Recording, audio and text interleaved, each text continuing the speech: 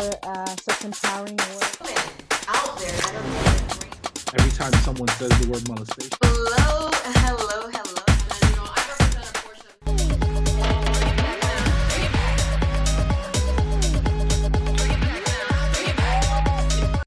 Hello, everyone. I am Dr. Neva with Neva Alliance.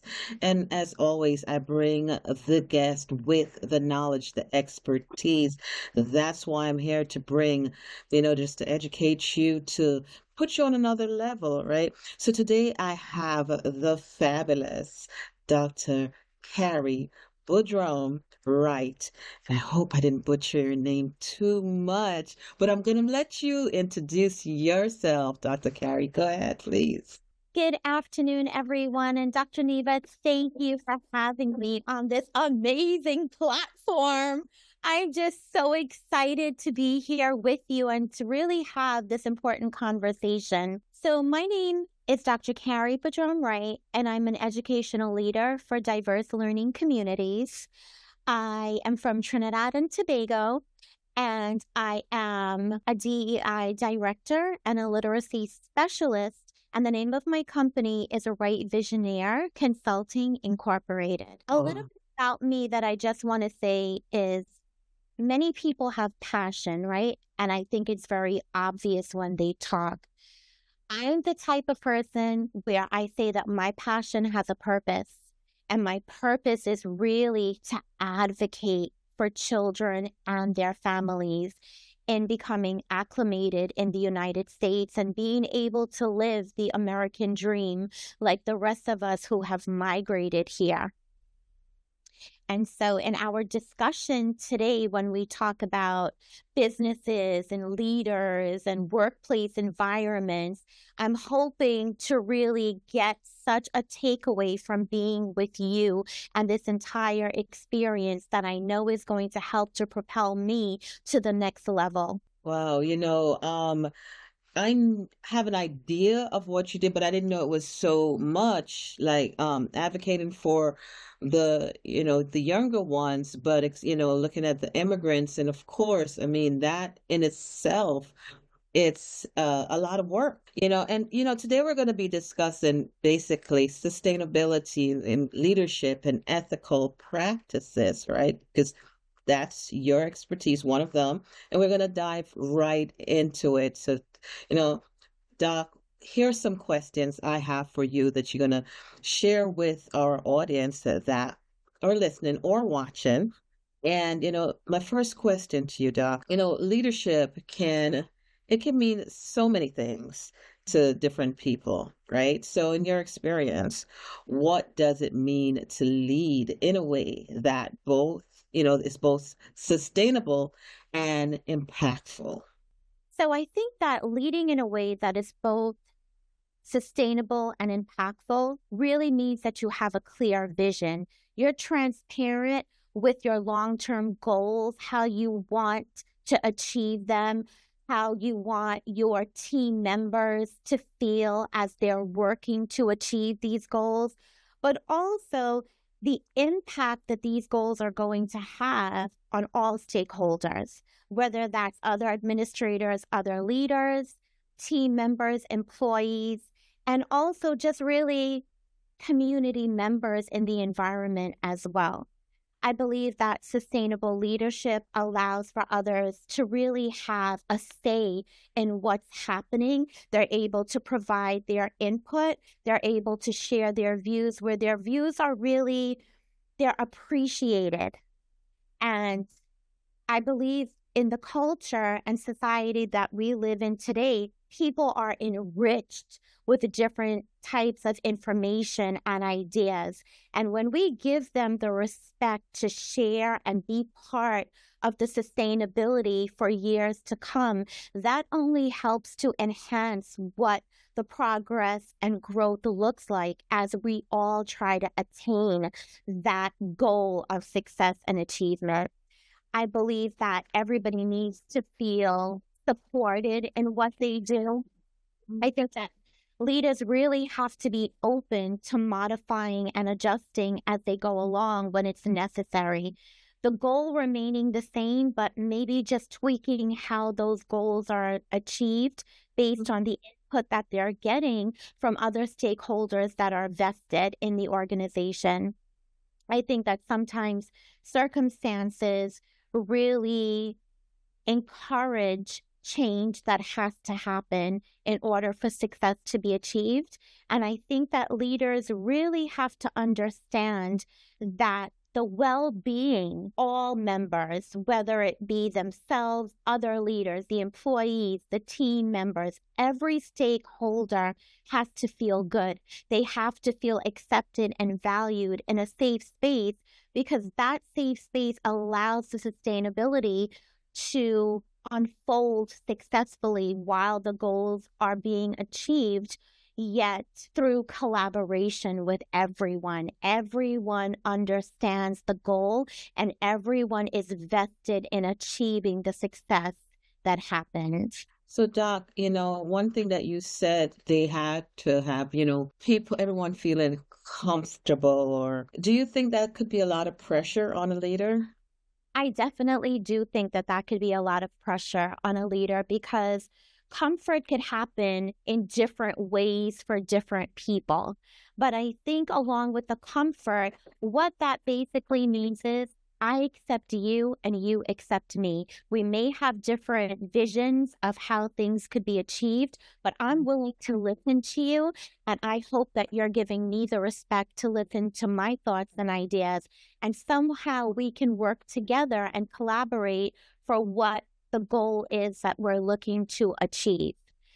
Comfort for some is just having someone listen, knowing that I could share what I'm thinking, or I could just ask you a question and you're willing to hear me out. Right, right. Okay, well, thanks for that. But leaders, when it comes to leaders, sometimes doing the right thing as a leader feels like, it comes at a cost, right? You and I are in leadership positions, right? So how do you find that balance, between staying ethical and achieving success? Because I don't know if that line is a thin line, but what are your thoughts? So I think finding the balance between staying ethical and achieving success can be difficult, and it doesn't matter in what field that you're in. That is an area that really needs to be fine-tuned for some people. I feel that the transparency that a leader shows to their team, to all members, everyone, to really understand not only the expectations, but the values that are being placed in you for what my expectation is of you and your role, as well as your contribution. I think that team members and colleagues and employees really understand what the goal is here with long-term success holistically. You are then able to demonstrate trust. You are able to share what performance goals look like, what financial revenue in some organizations are being expected to be achieved. I think employees feeling a certain amount of happiness and contentment with what they're doing also helps for them to understand the ethical aspects with their leader, as well as how they're going to achieve that success. But taking the time to really speak to what your views are and letting everyone know that you value what they have to say and encourage shared perspectives with buy-in. It allows your team to buy in and really want to carry out what the goals are, because they believe in what you're saying and what the outcome is. And once you do it in that respectful, I think, equitable type of manner where you're giving them what they need, it helps them to really focus on the purpose with a rationale that makes sense to them. Like they're understanding why you need things to be done in this way. And also maybe something that they could offer to you to help not only achieve the goal, but help all the other stakeholders to kind of master what we're looking to achieve here. So for me, transparency is extremely, extremely important, and being open to change without ever having to really divert from what the goal is. Yes, I like the word you use, buy-in, right? Because without a buy-in, you're really out there on your own, just flying, about to fall, and no one will catch you, right? Because they don't believe in you. So you need that buy-in. Yeah. So we use the word sustainability a few times, and some might hear it and they don't grasp it, right? So it feels like a big and complicated idea. How can everyday, leaders make sustainability simple and, natural part of how they lead? How do you think that could be done?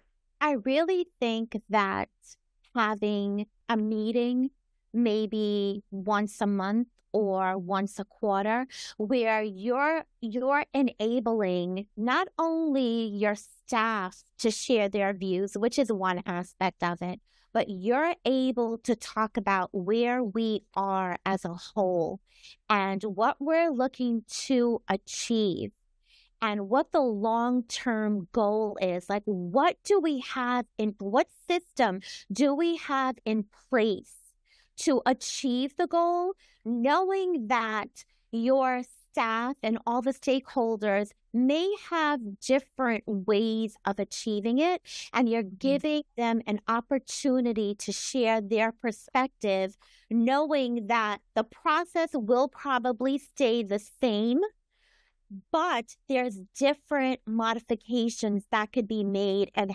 how it's being carried out on a day-to-day basis. I feel as though when people are familiar with a goal and the purpose of doing something, that's usually clear, right? We know what we have to do. We know what the goal is and what the expectation is. We know how it's been done. But what if I don't necessarily achieve in the same exact way that you do, or what you're looking to gain from me?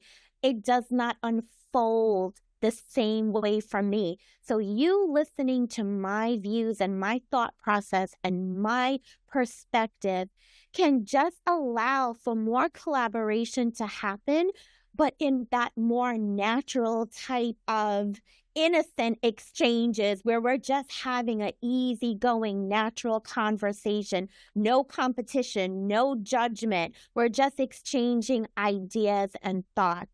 Yes. So, so what are some steps that, that can create a positive and ethical environment, whether workplace or Yeah. self-employed, small business, or even at home? What are some steps? I'm a firm believer in relationship building. I think there's 4 different aspects to it: comfort, care, trust, and safety. You develop a relationship that's grounded in those principles, and I think it takes you so far. Gain someone's trust. Just talk to them. Innocent conversation. Hi, how are you today? How was your weekend? What did you do? Oh my gosh, I did the same thing. Like, I never realized we had so many things in common. Give that listening ear. Let someone know that you truly care. You're vested in them.